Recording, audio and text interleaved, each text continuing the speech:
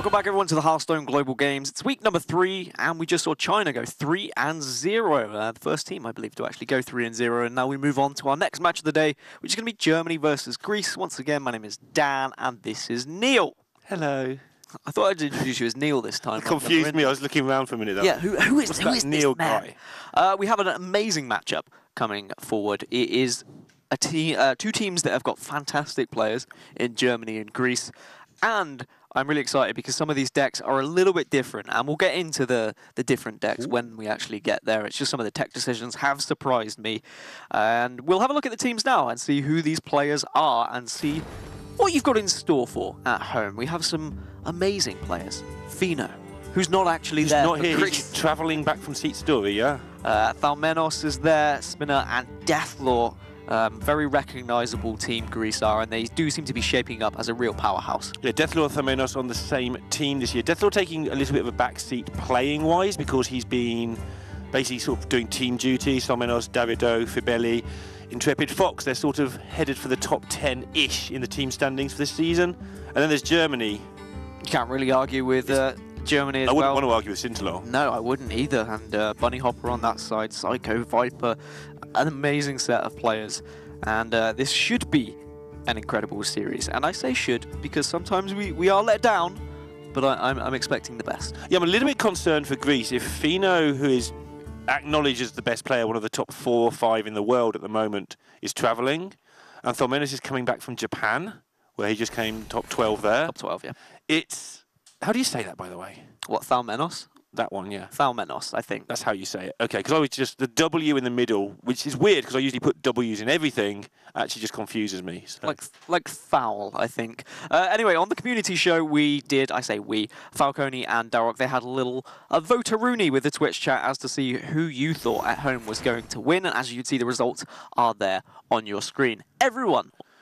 69% of you thought that Germany was going to win, and I'm sure you'll have a delightful time with that number as well. Would you agree? Do you think Germany are favourites just looking at the players? I think so because of the travel aspect for Greece, but also Germany do have Viper and Bunny Hopper already at Worlds.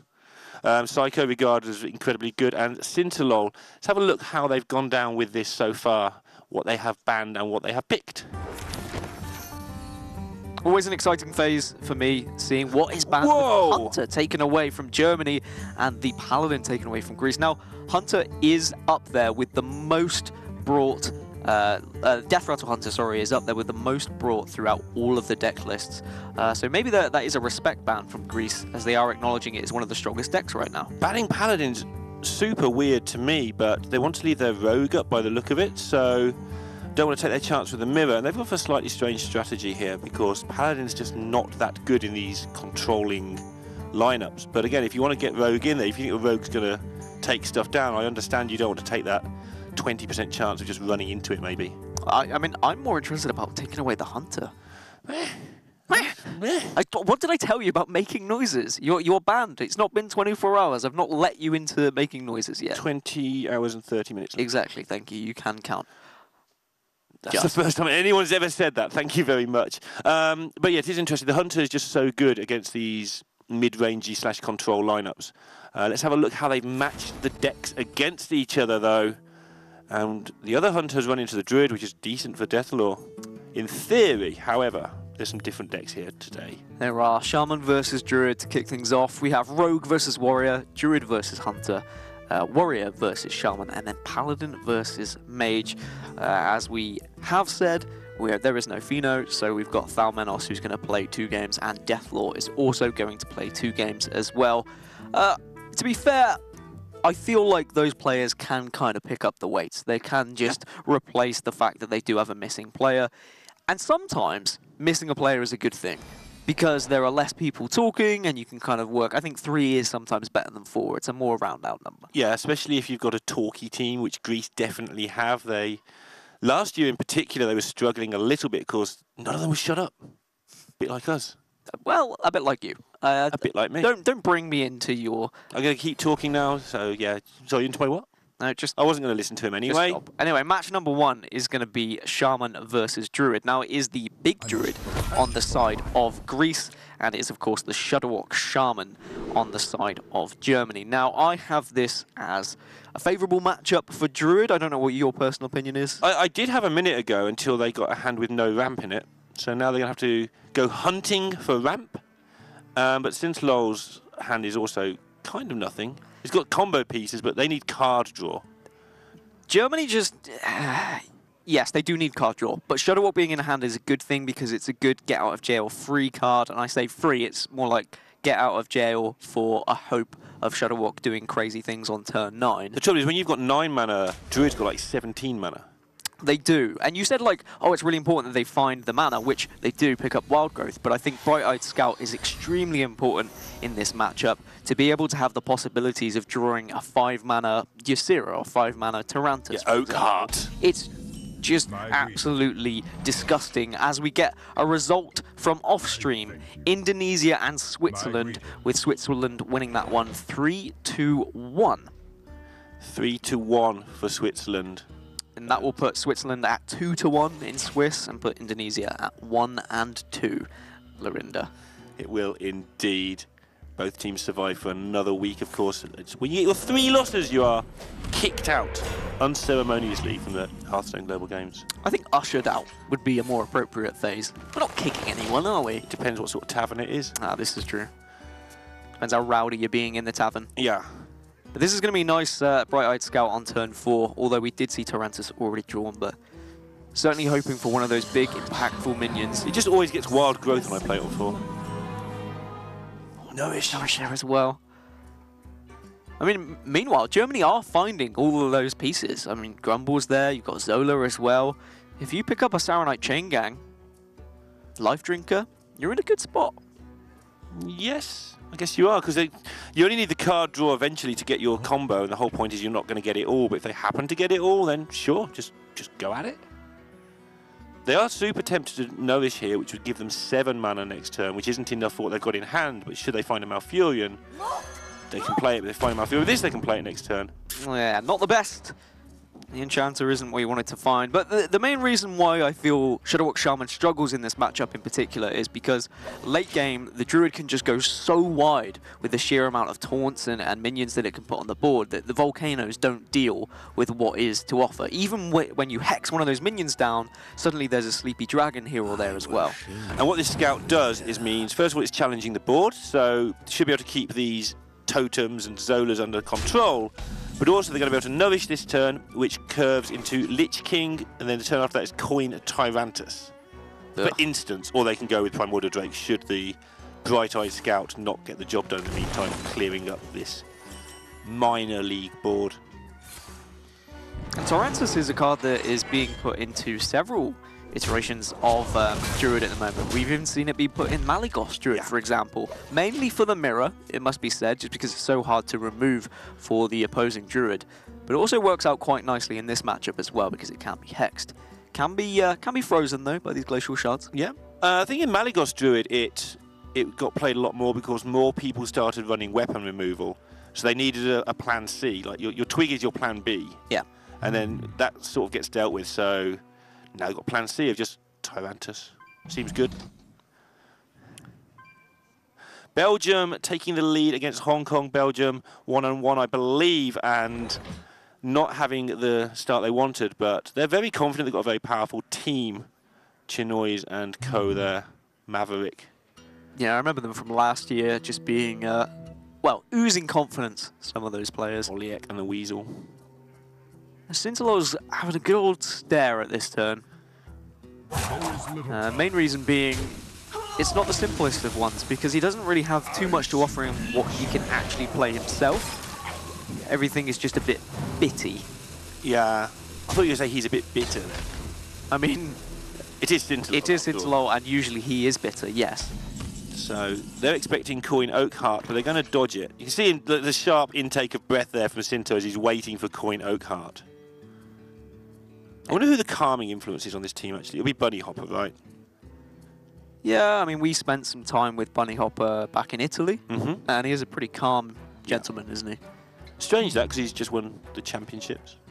And it was strange that it was at Italy after winning the championships as well. People, even other players, were saying, why are you here? You don't need to be. I think he'd already booked it, to be fair. Yes, I wanted think to so see the as well. sights and sounds of Italy. You don't not book an event because you assume you're going to win a championships. I mean, people probably do, but we never know one who's won it yet. I quite often book time off for winning. Just in case you win a championship. Yeah. And I wonder what to do with myself when I somehow don't. The day that you win anything, Neil, Oh, yeah. will be a Yeah? new dawn. It will be a new day. I shall remember this moment and show the clip when I do. I think Decay being picked up. Nice. Meh. It just Guess deals with all the annoying taunts that get in the way of your big stuff It later gets on. rid of the clutter, right? And it can provide a little bit more damage here or there later on as well. No actual direct answer for this Lich King. No Hex, for example, so you might have to be using either a freezing ability or a Lightning Storm or a Volcano. The only problem with freezing it is that you don't actually advance anything. Exactly, away. and you don't want to give another Lich King spell away as well. No, you don't. So, a bit problematic. Lightning Storm seems okay. But you've got no follow-up. Exactly, it's what you do alongside that Lightning Storm. Ooh. You can pop a Taunt Totem down and then Totem up again. I don't like it. I don't like any of it. I think that's what's taking Germany so long as well. They don't like any of it. No play looks particularly good. Yeah, so they're rolling and trying to get as little... Trying to get the spell damage so they could get as little trading into this Lich King as they could. Or something. And I think you use these AoEs whilst you still can and whilst they're still having effect. Yeah. Because once all the taunts have eventually arrived for the big Druid and then suddenly Hadronox comes onto the board and then dies, you're out of luck. You are indeed. Sleepy Dragon's interesting because it's not. None of these cards are interesting. What am I saying? They're just big things. I mean, Tarantus is pretty interesting. It's just a big thing. It's a big thing that can't be targeted, though. Yeah. But it's still just a big thing. I wonder. What have you got against big things? Just not my thing. Ah, okay. Fan of smaller things? Moving on to the game of Hearthstone. Like me. I'm a small gentleman. Mm-hmm. One day I'll grow up. Will you? No. One day I'll grow up. I'm like Peter Pan. What, your cartoon character? You could have said so many things then. I know, I was Well, just being very surprisingly. careful today. It is, after all, our first day together this year. There's plenty of time to ruin each other's careers later. Time waits for no one. I like keeping the coin back.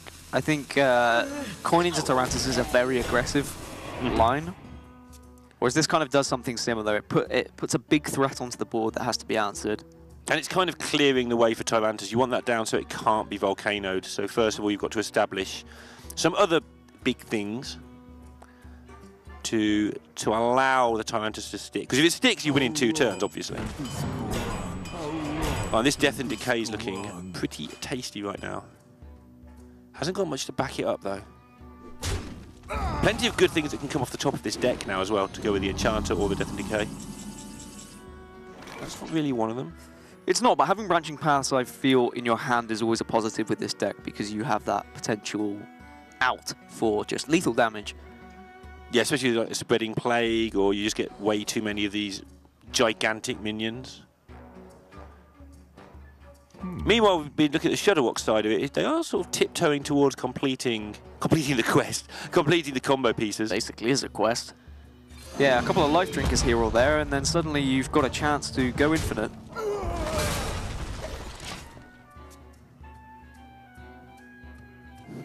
That does nothing, as you can see. Does nothing this turn, but that's going to be a delay tactic a little bit later on, right? Yep. And now this Glacial Shard quite rightly being kept back for this exact reason. And they can do it again next turn, They can indeed. or they can just freeze the 4-8 now. And most importantly, they get value out of this Chain Gang Yes. to give an even better chance of Shudderwock being able to duplicate itself before the Grumbler is to go off. Because that may be a way that Germany have to win this game, is if they don't draw these life drinkers, at some point they might just have to hope that they can go wide with a Shudderwock board. What Greece would like to do here is clear the board and develop it. There's loads of ways of doing one or the other. But no way of really doing both that's much fun.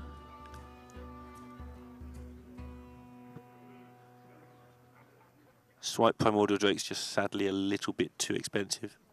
Doesn't quite clear. Death and Decay leaves you plenty of mana to do other things, but again, doesn't deal with the Grumble unless you're trading the Sleepy Dragon. Or you can Wild Growth and look for something better. You can always naturalise Grumble if you wanted to, but you don't want to advance them towards their completion when they've done quite a lot of their quest. Yeah, sometimes you want to keep them naturalised back for a potential to burn a Shadow Walk, because naturally a Shaman is going to draw as many cards as possible, and sometimes they do leave themselves vulnerable to a potential burn plan from their opponent. As Cincelol, not too happy about that. Yeah, he's not too happy about a lot of things, but oh, then he gets a Hex in his hand. He says, oh, okay, yeah, this is not so bad. I've got both of my Hexes now, which is really important against this Druid, because if you can Hex 2 minions, those are 2 taunt minions that could be brought back by Hadronox later on that are not going to be doing anything really to threaten you. I say not doing anything, but branching paths, of course, can make them have some form of damage. yeah, it's small, but again, sometimes it's small differences, especially at the moment in Hearthstone. I think chipping away is sometimes just incredibly relevant, more than ever before. Some games are so incredibly close now. Again, Germany taking the Volcano when they have the ability to take the Volcano. Later on, that Volcano could have just been pretty much useless, unless combined with like a Lightning Storm or something along those lines. But I think Germany will be relatively happy with how this game has gone thus far. They weren't punished by the Bright-Eyed Scout, for example. And they haven't seen it. Look, there wasn't just wow, okay, there wasn't an oak cart. They'll be happy there wasn't that. And also, but there hasn't been much follow-up on the big stuff. Sometimes, well, quite often in Druid, you actually get too much big stuff and not enough ramp. That's one of the reasons this deck isn't exceedingly popular. But it's really unusual to get the ramp and then just be stuck with this handful of absolute, yeah, I'm going to say absolute trash. Absolute garbage. We haven't seen those Dragon Hatches. They've not come into hand just yet. I feel branching paths for cards would be better, but they just want to get on with it and get a board. This does put 7 attack on the board, so Time waits for no one. They just need to, they need to apply some pressure. Everything's just too comfortable for Germany. And I feel like you can see that in the body language of Cincelol, who's kind of shrugging his shoulders to be like, yeah, this is fine. We have nothing to worry about right now. I think you're right. Any game where the Shadowwalk Shaman is given time to draw those pieces, they are just going to win. Going back to last turn for Greece, I think the development as well, there's such a great chance of just drawing something organically next turn. There's a lot of big stuff left in that deck out of 15 cards. So they probably figure there's no point wasting a turn. Let's just, like you say, put some pressure on. Unsettle Germany. And I really want to touch upon about how important picking up that second Hex was for Cincelol. Because I think Greece would be in a more comfortable spot right now if some of these larger taunt minions had died. Because then they would be thinking, okay, at some point we might draw Hadronox, we might be able to get these minions. Suddenly we go too wide for anyone to deal with. Yeah. And then we win the game because we have double branching paths. But like Hadronox fetching back frogs. Yes. It's not very good. It's not great. And Germany are just taking that chance every time they're being offered it.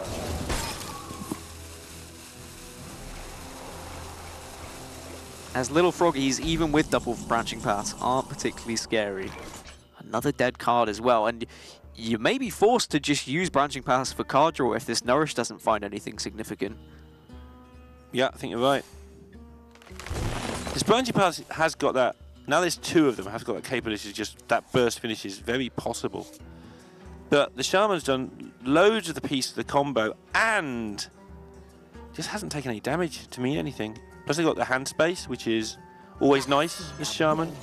But they haven't drawn any extra cards, I don't think, at all. We haven't seen an Acolyte or a Manatide. And that's a little bit of a hindrance in terms of getting to the last bits and pieces. Thalmenos is just putting the Enchanter down on the board there to say, well, if I can get Dragon Hatcher on next turn and this Enchanter sticks, then I can draw the remaining 2 dragons that are left. Here it comes!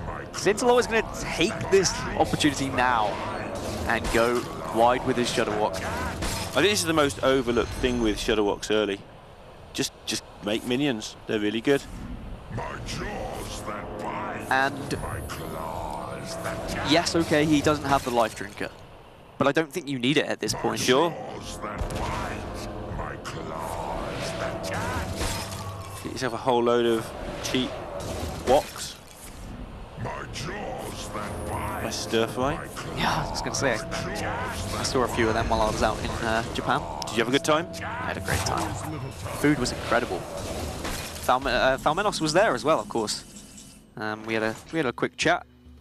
He was very happy with his performance on day one, but not so much on the end, towards the end of it when he got knocked out. And now we do still see the Enchanter has stuck to the board, so the Dragon Hatcher will get its value of drawing twice, I believe.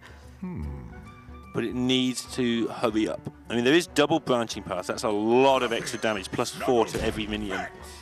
And this is the thing, it's not the end of the world for Greece. They do still have the opportunity to win this game because there hasn't been those draws of Life Drinkers. No Life Drinkers burnt just yet either. Ooh, Mind Control tech though. That would have been pretty handy. The difficult part here is going to come down partially to, can Greece ever attack again, because The amount of freezes. the amount of freezes from these multiple Shudderwocks. What happened? Why are we talking about multiple Shudderwocks in 2018? It just doesn't even make sense. And I'm sure many people will have nightmares of this voice line. Yeah, I was just going to say almost exactly that. I certainly do. I have ever since Disguised Host's first stream. But when he just made it, When he broke it, as always. As he always does, yeah. But you just hope that these... Keeps freezing face. Yeah, and that's what you want. You want just a few minions to be able to survive the freezing, as it were, and allow you to have a chance to push some damage with these branching paths. Sinto's eyes are getting wider and wider each time it freezes face. That's actually really funny from his point of view. Not from our point of view, watching him. But eventually he does get the job done. If one more had frozen face instead of a minion, that could have started getting awkward. But he does have another 5 Shudderwocks, and he's now, not risking it again. Behave, Shudderwock. But just imagine how different this game would be if he just had one of those Life Drinkers earlier on and been able to play it. Would have been game over. The question is, how does he ever lose even now? He loses by some of these freezing abilities not hitting. There's so many now. Oh yeah, there is. He's just going to have a handful of Woks. Just Jabberwocky going on. This might take a while. I dream and the world. It might, because it's going to be a case of just Scintilla waiting to draw those Life Drinkers and actually have the ability to kill his opponent, because Thalmenos' board is just going to constantly be big enough that the Shudderwocks aren't going to be able to push through the damage. There's a Life Drinker though, that's exactly what Scintilla wanted to see. Zero Awakens a Swipe is there lurking to clear up any 6/6s that just inhabit the board at the end of the turn, but there may not be another turn yet, because this Life Drinker is going to allow actual damage to happen. Yeah, I don't think there's a way that this actually goes wrong now, and that is just going to be the end of the game, whether it's this turn or next. I've heard people say it can't go wrong with... I agree with you, it doesn't look like it could possibly go wrong, but it just happens so often. So he didn't get his Life Drinker back, unfortunately, to make... I say unfortunately just because everything would have been a little bit quicker. You just want the game over with because you know they're going to win. Well, the game is over now, at this point.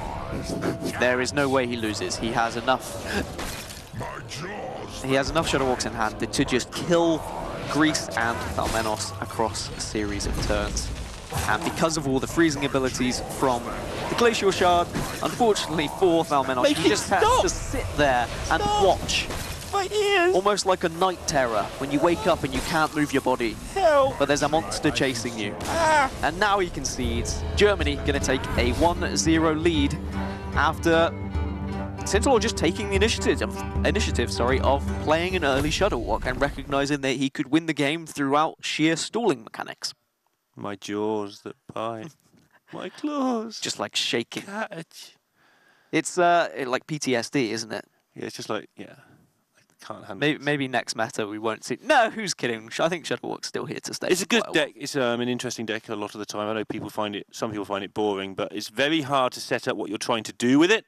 And you have to be awake at all times to opportunities like that one, where actually you don't need to get every single piece assembled. You just go for it. You know you're not going to lose, and rely on your value on the board to just win the game. Let's have a look at what's happening for game number 2 and beyond. To game number 2 and beyond. Viper will play Rogue against Spinner's Warrior. Viper is a rogue specialist. I mean, he's beyond that, but obviously he's beyond twice. He's Miracle Rogue specialist. It is Miracle Rogue. And Spinal Logo Man, guy who entertained us with his uniform and face paint last week, I believe, he is on the Taunt Warrior. I wonder if he's gone or anything similar today. Any sort of exciting face paints or I hope he has, and I hope it's slightly costumes. different, because the same one every week would get... a bit boring. I mean, it wouldn't be that boring, but more boring than if you mix it up every week. Well, what could he do differently, though? Darth Vader helmet. But how does that relate to Greece? Darth Everything I thought Vader of was helmet, probably not fit for broadcast. Darth Vader helmet painted in Greece colours? That relates to Greece. Or like a Greek lightsaber? Like a blue and a white lightsaber. Yeah, I think that could work. Yeah, I could see that. Although a white lightsaber has never existed, I don't think, in the Star Wars universe. But it doesn't have to necessarily be canon. This is Because there weren't any Greek people in Star Wars. No, yeah, I think you're right. Because Earth wasn't really used. So, Miracle Rogue versus Quest Warrior then. This is a somewhat favoured matchup for the Quest Warrior, we believe. But when you've got Viper piloting the Miracle Rogue, you know full well he is going to know how he gets those extra percentages. Yeah, it's going to be interesting to see if they throw the quest or not at the start. It's a very close decision. Sometimes depends on the build. Viper, I will believe, will be playing Auctioneer because he's a bit of a purist. A purist, huh? Yeah, I think so. So an Auctioneer rather than the Sprint variant, which we sometimes see. Yeah, which is a bit more modern and upbeat and, you know, for kids like me. Please stop. Thank you. Good. I'm glad we got past that. Miracle Rogue, though, it can have a chance. You say throwing the quest away. I don't think you throw the quest away. I feel like that 8 damage that you can get later on is extremely important. Yep. The big thing is Miracle Rogue can go very wide with all of their spiders, for example.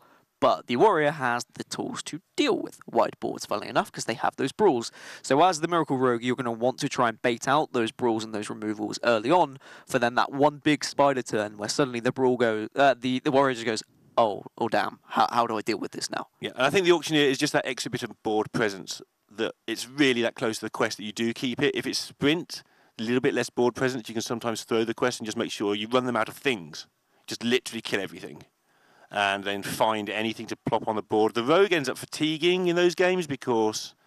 I'm smiling because I'm rubbing off on you because I say plop on the board quite often. I started it. You think you started stole it plop? from me. Whoa! ESL Prem, you stole those words from me. Plop and plonk are my words. I mean, I don't Gimmick think, infringement. I don't think you should be admitting to starting the plopping first. Oh. This is it. Plopgate. Who plopped first? That could just get really awkward investigating that one. It could indeed. And pretty sad.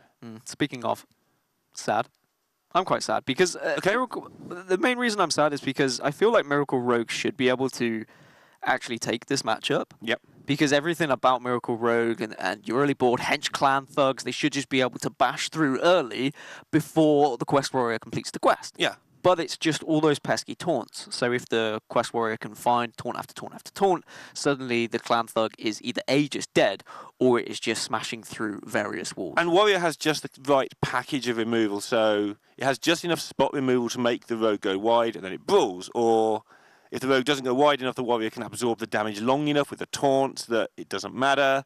And it just doesn't quite add up to a win on average for the Rogue, but... if anyone can get it done, I think Viper's one of the people who can. But why does Viper have the reputation of being so good with Rogue? Is that just... because he's good with Rogue. But does he stream a lot with Rogue? Is that why he's popular? He or is it streams just... a lot, but he streams all sorts of stuff. So it's just his thing? Yeah, Viper, there's 2 or 3 others. Yagu, Fluffy... Casey? Whoops. Sorry, Casey. But Darrock?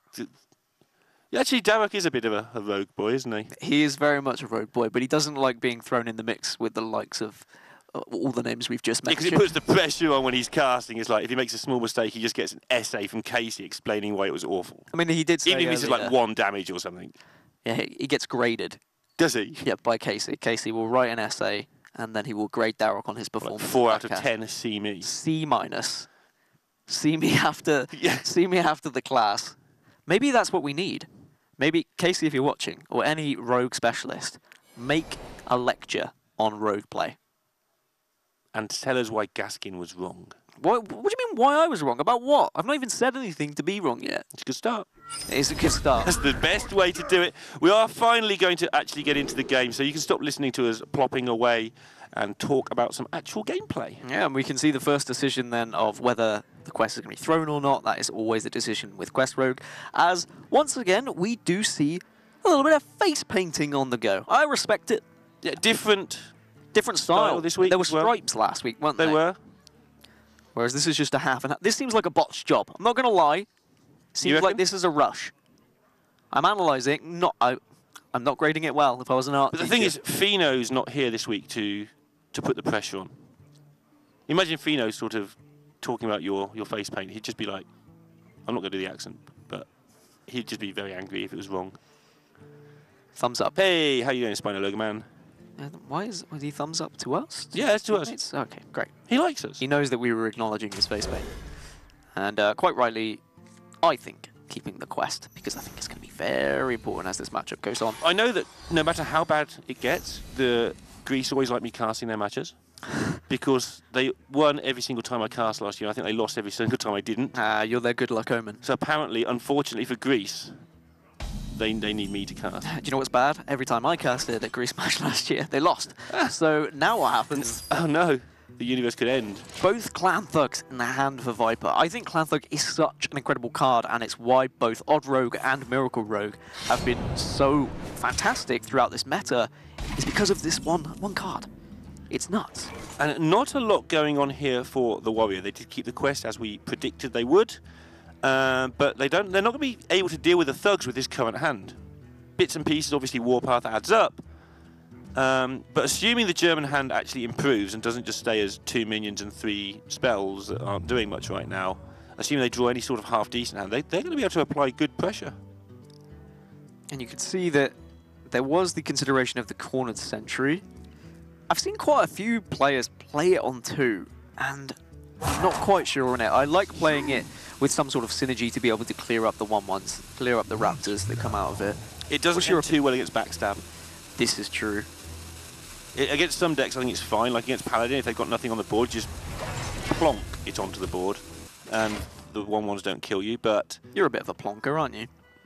yeah, I've heard that been said a few times. Throughout your lifetime? Yeah, many times in my lifetime. How long is that now? What? The lifetime? Yeah. It's a lifetime, trust me. Okay. Today's been like a a fossil. lifetime already. You're like a fossil. If we dust you off, we find new things every day. Yeah, I dread to think what you might find. Okay, so using the owl before this gets out of control, and this is an important tell, really, that they haven't got great removal hand. Like, otherwise, why would you be that bothered about the thug? Yeah, it's a little bit desperate, isn't it? It kind of shows that you are struggling with your hand. But another Clan Thug is going to be a very bad thing to see if you are a fan of Greece. Not the film, the Tell me country. more. Yeah. Knew you were going to go there. Knew you were going to go there, you cheeky boy. And they are desperate for something. This is not enough. It's not, and this was my concern. We were saying that yes, okay, it's probably favourable for the Warrior, but both Clan Thugs being picked up. We've got Elven Minstrel next turn to be able to draw for more significant minions as well. It's looking decent for the Miracle Rogue. It's now about how wide they dare go. But if you're playing the Minstrel, it doesn't matter too much because you instantly get your reload for the next turn. Looks like they're just going to play this now to buy themselves some time. Yeah, not only does it take up the quest counter, but also it is a real nuisance to get through. Yeah, because the Rogue just needs to get this damage in early, because later on they will run out of threats. That's usually how you lose the game as the Rogue. Obviously, the Warrior has the quest as a backup victory condition. The main way to win is to just run the Rogue out of their proper threats. With that in mind, actually, let's have a look at their things in this deck. Are there things? There is a questing, which is an extra threat. That's about it. Obviously, all the normal stuff. Just lose one SI7, replace it with questing. That works quite nicely. It's one big thing that must be dealt with. And Germany recognising they need to get the damage in early, and that's why they've gone for the aggressive line of playing the Eviscerate so that they can send this 5 damage to face. A second brawl is found for Greece. This isn't a nice brawl. It's not a brawlable board. but it might have to be. I mean, as long as it's not the 5-5, it's not a disaster. But also, you've used a brawl. That's the disaster. Yes, especially when, and this is exactly what we were talking about before the series started. The Rogue will want these brawls to come out. They want the brawls to come before they get their board full of spiders. But for Greece, if they brawl and just the 1-2 survives, hallelujah. If the 5-5 survives, it's not the end of the world. But It might be. It might be the end of the world if the 5-5 survives. End of this game. Maybe not end of the world. It's not the end of the series. They're still in it. Okay. I don't think they'd be too upset. He'd probably still have his face paint on. Yeah. He would, like, if it... Oh, he's praying. He's going to play brawl then. He's just doing maximum Greek effect. We saw this in Greece last year as well. They were pretty good at memes. I do often pray to RNGesus Yeah. before my brawl. And he says, he gives us the 1-2. why is he celebrating that? I think he was preemptively celebrating, and now he has just had an accident. A real shame. A real shame. It does mean that there's going to be continuous pressure now. This may, however, play into the hands of Greece ever so slightly, because maybe Viper will think, all right, well, how likely are they to have a second brawl so I can go a little bit wide here? I'd imagine you keep your second Firefly back. Yeah, I mean, look at this Edwin next turn. If this gets brawled, you just... Edwin, and he's called Edwin for a reason. Shield Slam's there, but there's no way to gain enough armor to deal with this Clan Thug, so we might see... More praying. More praying. More celebrating. And then 7 to the face next turn. And sometimes you do have to believe. It's going to take him 30 seconds to think of a different way of praying. And then 30 seconds to let us know. And then 30 seconds to actually press the button. Is there an argument for cornered sentry into Warpath? Warpath? Are you low enough that you need to keep the sentry maybe to... I mean, you can sentry coin brawl. If you're really scared of it. Because a 1 in 3 is pretty dangerous. And even if the 3-2 lives next turn, if you use all your mana now, I suppose no fun. Just having the sentry in the way of a 6-6 is making you far too vulnerable to a Valspine Slayer. But the problem is, even if you use sentry coin brawl, and let's say you even win that, you know that they've just played a minstrel, you know there's 2 more threats coming next turn. What's he going to do? Yeah, okay. Nice little raptors. And no praying this time. No, here it comes. Okay, it's back. You hope for the best. It's probably going to be the game over if we do see a Clan Thug survive, but it's not. It is just one of the little raptors. But Nice little raptor to you. why is he a nice little raptor? Look at him. He's got a smiley face. God, you would be the worst person to hang out with in Jurassic Park. What? Look at the nice little No, let's raptors. go look at the nice little Not only that, but raptor. every dinosaur ever has an R in it. No, Neil, we have to run. But it's cute. Neil, it's going to eat us. I'll just feed you to them or something. Okay, well then... to make them happy. All right, definitely not going to Jurassic Park with you. It'd be great.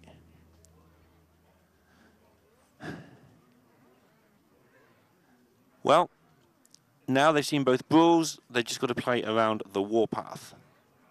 And by play around it, I think you stick all your 4 health minions on the board on turn 7 so that they don't get killed. How big do you want to make this Van Cleef? I think might be the big question here. I think you're playing a Strider a lot of the time, unless you're trying to save it for much later so you guarantee them, but I think you play it. And the thing is, you're not using that many important resources to make a big Edwin either. Really, how important is this prep and this Shadow Step in the grand scheme of things of this game? So I think they're going to keep the Shadow Step back because you don't need it to be gigantic. If this hits face once, you've kind of won. Yes.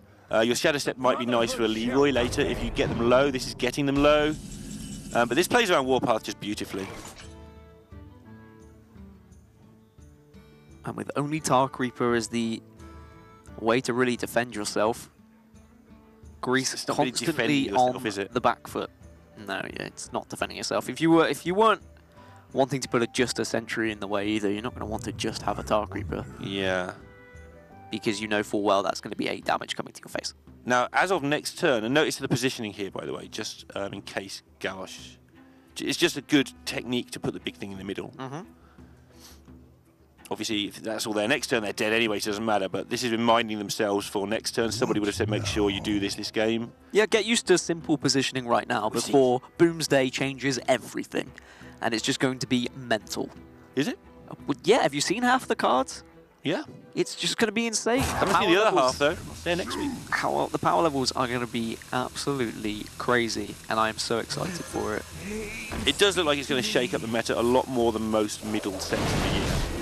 There's so much weird stuff going on in there. I think there was a hope for an execute there as well. And another hope, but they've got no mana left, which is awkward. And Viper needs a way to do 3 points of damage. 2, really, I guess. Well, that'll be it. That works. That does work indeed. Game number 2 going towards Germany as they take a 2-0 lead against Greece. And unfortunately, the face paint does not work as the head drops. Prayers were not answered today, but maybe another day. Yeah, maybe another game. Like you said, it's not actually the end of the world just yet. No. Just the beginning of it. But I think you were quite right in that the Clan Thug surviving that turn was pretty detrimental to the... They did lose a lot of health to it. They did. And another brawl, because then they had to try again. So whether that was too risky a play, I guess they didn't really have anything else to do. It was the only thing on offer. A shame for Greece. I will give them some points just for the fact that there was face paint on, because I appreciate the effort. Although I feel like it was a worse effort than last week. Was it? I feel like it was a worse effort. Glad it was different, though, to last week. If it had been the same, that's a worse effort, even though it is better looking. And I appreciate the effort. I think more people should make the effort. And you at home, if you're watching, you should make an effort in your life. Yes, you should. How about you go and make an effort now during this quick break? But make sure you come back from your effort because we have this series right after this. Welcome back, everybody, to the Hearthstone Global Games. It's Germany versus Greece, and Germany are leading 2-0. And maybe, just maybe, they can make it a 3-0 sweep for a quick, old-fashioned way through to a nice, comfortable evening for them. There haven't been many 3-0s in this whole tournament. There were 1 or 2 last week for the first time. But it turns out that the way the matching up works, you end up with a lot of 3-2s because it sort of balances itself out a lot. It does. And game number 3 is going to be Token Druid versus Death-Rattle Hunter. Now, this is a matchup that me and Neil have had some disagreements on. We both seem to be fighting either corner, and I think that's okay, because I see this matchup, or we see this matchup as pretty 50-50. I know you are arguing more heavily for the Druid side, whereas I think this is more comfortable for the Death-Rattle Hunter side. I'll let you go first, sir. So, neither of them can deal with each other's early boards and so on, and for me, that gives the Druid the chance. One of the reasons that Token Druid's kind of slow sometimes is it goes really wide, and then you blow it up, so you have to wait until you do the Soul of the Forest and the Whispering Woods on the same turn. However, against Hunter, you can just, if the board's in your favour, they haven't got many minions to trade off, you can just make your 1/1s and do the rest on the next turn. So the mana's far more efficient, you can do it a lot quicker, and for me, the Hunter doesn't always get back into it. On the other side, however, how you've been arguing. And my argument would be, I think it's easier for the Druid to whiff their early game. And if they don't find that Whispering Woods, then they might struggle to keep up with the Hunter. For example, if the Hunter gets Devilsaur Egg into Terra Scale, into a Cube, into Play Dead, it can just get too overwhelming. And yes, okay, the Token Druid has a lot of stall mechanics with the likes of Spreading Plague, but sometimes stalling is actually quite bad against the Hunter, because then suddenly they get Howlmaster Shore on the board, they cube it, they play dead, and then you're just facing constant rush minions that you can't deal with. Yeah, it becomes the exact opposite issue, in which the Hunter can just sort of smash straight through Spreading Plague. Yep. It just doesn't matter. And again, the opposite thing, there's no real way for the Druid to really clear up the board anyway. Psycho's hand's interesting here. It's obviously an exciting Druid hand to have 2 wild growths, but he hasn't got anything that does anything in his hand. Yeah, and he's going to need something that can just challenge a potential Devilsaur Egg on 3, which we can see is already in the hand of Greece, and they have a tracking, so that means you can find the possibility of a Play Dead or a Terra Scale. It's great to see Deathlord's lovely face again. Haven't seen him around for much this year. It is. I remember first meeting him at a DreamHack, I believe, and he's a very kind young man. He is. Very talented individual as well. One of my favourite Hearthstone players. Yeah, and he's got a lot of work going on with Intrepid Fox right now. I keep mentioning them because he has done so much, and getting them, like I say, into the top 10 when the big names are obviously Tempo Storm and Nordavind and F2K, all those guys. And top 10's pretty good going. You're going to be one of the few challengers later in the year for big things. But today is a different sort of team event. Just him and Thelmonis. Thalmenos? There you go. I'm going to just keep giving you a chance to correct me. I kind of think of it like Thalnos, but Thalmenos. Well, they're half the team, so it's, you know, pretty decent. Exactly. I mean, I know Thalmenos is probably going to tweet me and be like, hey, actually, it's Thalminos, which is also a consideration that I've gone with, but, you know, I'm okay with being wrong every now and then. And this is the Greek way to discuss things, both last year and this. Deathlord very animated there, what to do, getting his point across for next turn. I quite like the blunt way. Have you noticed? When I discuss things with fellow casters about, you know, well, what's favourite here, I just tell them how it is. Because there's no point mincing your words. Nope. That's pretty good. You're learning.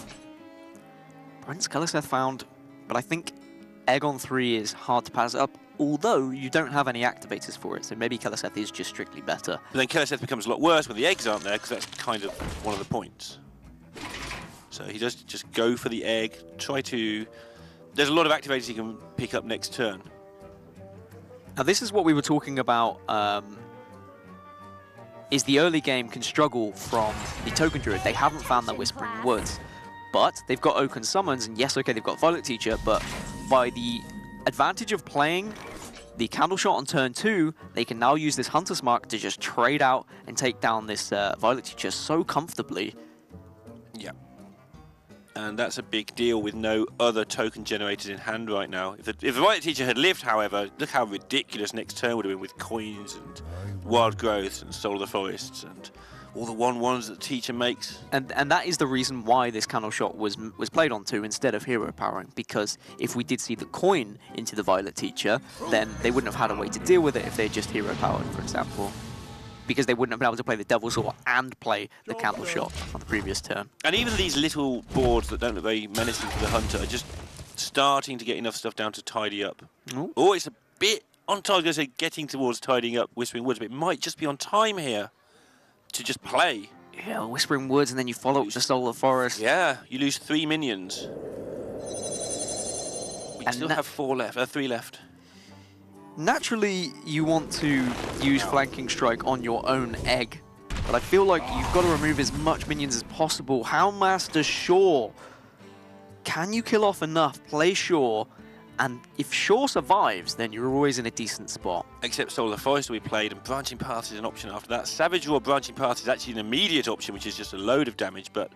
I mean, and just Savage Roar is just sat there for Germany as well. They just killed a Keleseth with a Spellstone. That's a pretty grim target, but it allows one of these 1/1s to live. And you can see how much that's going to do. Oh, Power of the Wild there as well. This is great. Well, this is what we said. They just needed that Whispering Woods. And this is what gives the Token Druid that tiny little edge in this matchup, is the one significant card that they draw gives them such an advantage. Whereas for the Hunter, they just need to hope that that card isn't drawn. Yeah. They're still going to be a bit scared of Shaw, but I don't think you can afford to be. If they had any way of even sensibly dealing with him, then sure, so to speak. Wasn't even deliberate. Shaw for sure. Well, they can coin out Savage Roar to deal with Shaw. And that's what they're going to do. Otherwise, the decision might be poor. Sure. And the damage is coming in thick and fast. There's still 3 treants waiting to be created. And look at the damage next turn. Power of the Wild Branching Path is +3 to all of those minions. And with Shaw dealt with, Flanking Strike becomes kind of a sad, lonely spell. And the only punish, realistically, for Germany this turn would have been Deathstalker Rexar. Deathstalker Rexar might have been able to keep this Hunter in the game, this Hunter being Deathlord. I almost said Hunter Ace. Hunter Ace would have won by now. Don't know how, but this egg would be like a 1919 egg, and when it dies, it procs and makes 6 5/5s. I don't think anyone knows how Hunter Ace keeps winning games. But anyway, Deathlord is having a quick chat with his teammates to say, all right, how do we stick in this game? Because they don't know what they're about to face either. They've probably got a good idea, but... As we both nod. Oh, I was counting. 17? Yeah, shame that They don't have that one extra mana. 3/4s is 12, plus the 5 on the board is 17. Yeah, one extra mana would have been lethal. But instead, they just have to try and work out how they can deal with this board or send some damage to face to set up 2-turn lethal. If you're going to deal with the board or enough of it, then the deal will be to use your 1/1s to turn them into 2/2s. You might leave up the 5/5 and just take down the 3/3. I'm just using a load of numbers. Because I guess the scary thing is here for Germany is you're using a lot of resources, and then suddenly if a Witchwood Grizzly is drawn for Greece, that is something that you might struggle to get through. Yep. So they are just going to opt to use as much damage as possible now and send it to the face as well. I like this rather than trading. Waits for no one. Yeah, a quick pause. Just no, you can't deal with this. But they can. Almost. Oh, Deathstalker Rexar. I assume they've done the maths and realised that Rexar is lethal. I'm going to now double check that, but it feels to me like you wouldn't have done all those attacks if Rexar was bad for you. So Rexar takes you back up to 9. There would be 6 damage still left on board. You can trade off 2 of these minions. Power of the Wild is still available for Germany. Pew, pew. So actually, no, you're not quite there. No, and the board has swung against you as well. So that pickup of Deathstalker Rexar was massive. Savage Roars there, is that enough? 7? Oh, it's so close. It's 8 with 8, Power of the it's Wild. 8, yeah. You're just the one off. And I guess you just push it and you hope that And there hit isn't them a in the taunt. face next turn for Yep. 1 if there's no taunt. But Rexar's pretty good at making... Are they good at making taunts? Not really.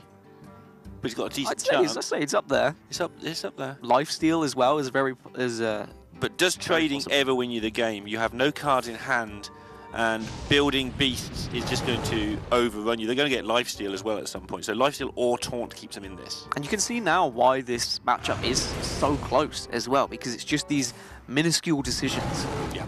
And these just impactful cards. I mean, Whispering Woods and Deathstalker Rexar, that is the 2 cards that have just changed this matchup. Yep.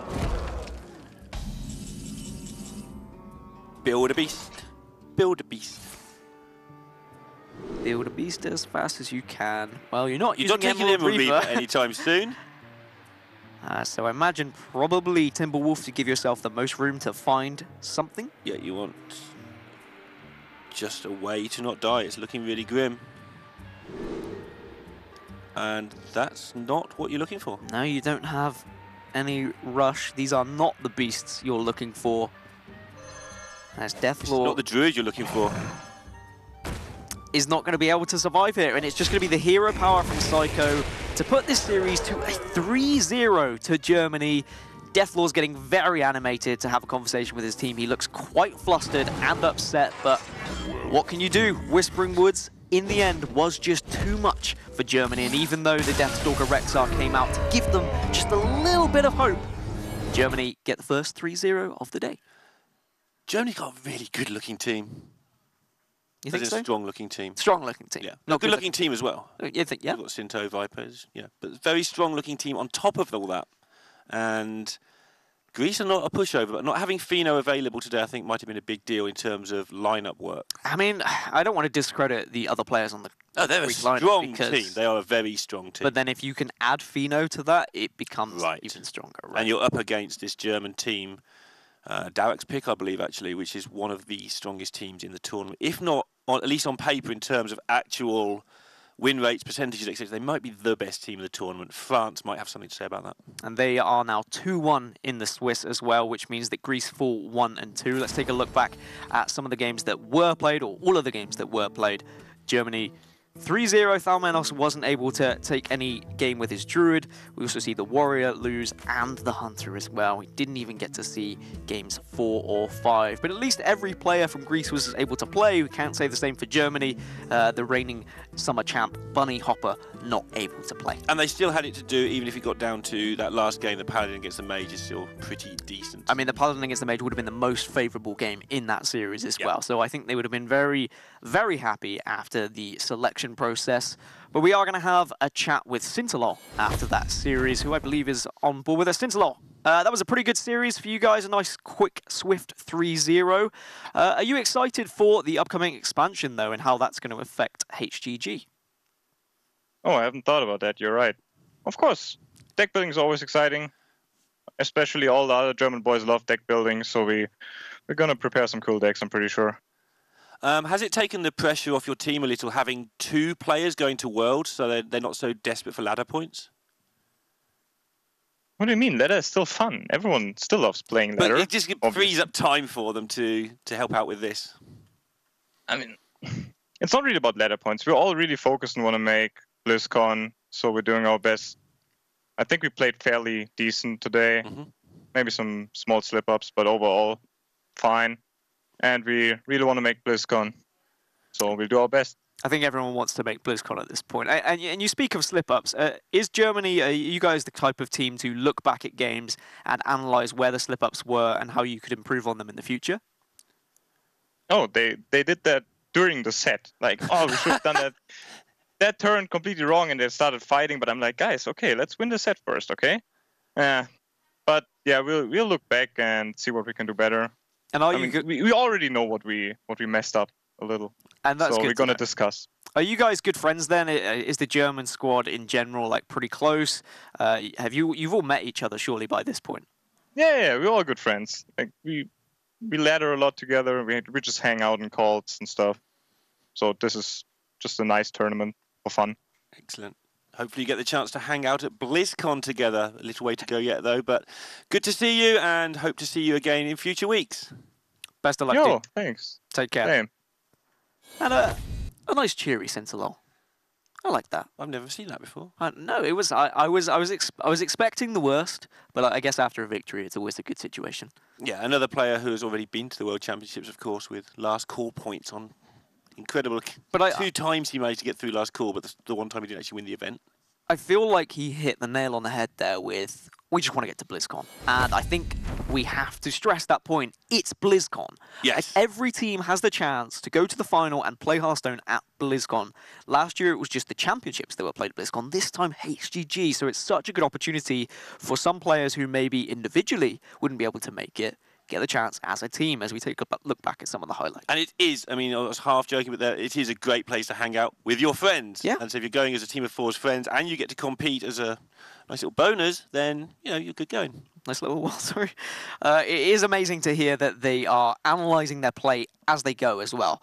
That's a little bit worrying. That's wasted time. Well, it's time efficient because then they don't have to go back after the games. Instead, they get to just enjoy themselves and chill, right? But yeah, sometimes you do need to just forget about a game, but when they won the game, I think it's more than okay to look back and say, oh, okay, these are the situations we could have done better whilst it's still fresh in the memory. It's heartbreak for Greece, who, of course, I'm sure would love to be getting to the Hearthstone Global Games finals themselves and getting to BlizzCon. Yep. But unfortunately, they fall 3-0 today.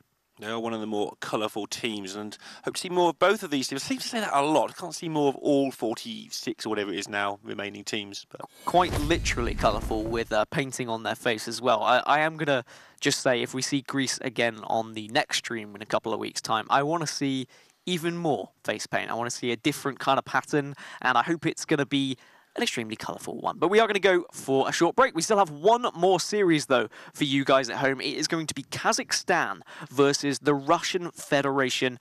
Me and Neil are done for the day, so we'll see you tomorrow. But Darok and Falcone will take over from here. Don't go anywhere. Don't touch those browsers. We'll see you right after this.